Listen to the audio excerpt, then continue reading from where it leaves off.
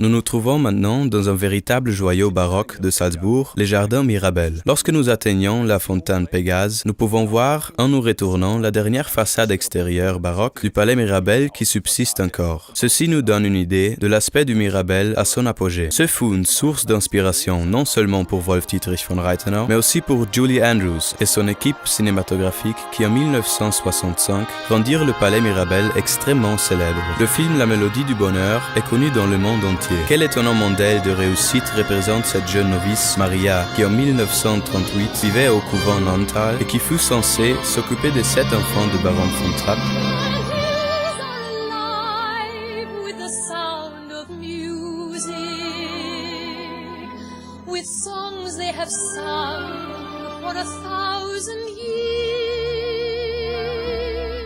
L'histoire est bien connue. Le chant est la préoccupation principale de toute la famille, car bien sûr, il n'avait ni ordinateur ni poste de télévision. When you sing, you begin with do, re, mi. Do, re, mi. Do, re, mi. The first 3 notes just happen to be. Un chœur se forme, un concours gagné, et Maria tombe amoureuse du baron qui l'épouse. À l'arrivée des nazis, la famille s'enfuit aux États-Unis où ils donnent des représentations et deviennent incroyablement célèbres.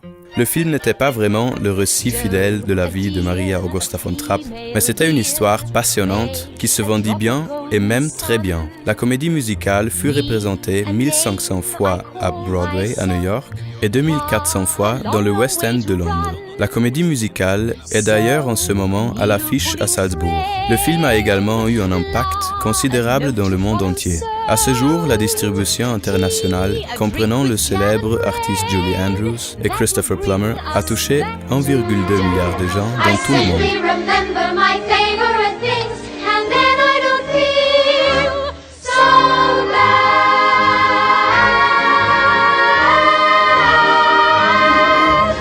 La Mélodie du Bonheur a gagné 5 Oscars et les recettes guichets arrivent aux 3e place sur la liste historique des meilleurs films, même devant E.T. et Titanic.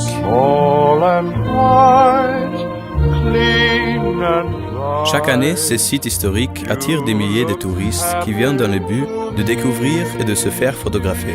Pour mettre les choses au clair, j'aimerais faire une dernière remarque. Edelweiss n'est pas l'hymne national autrichien.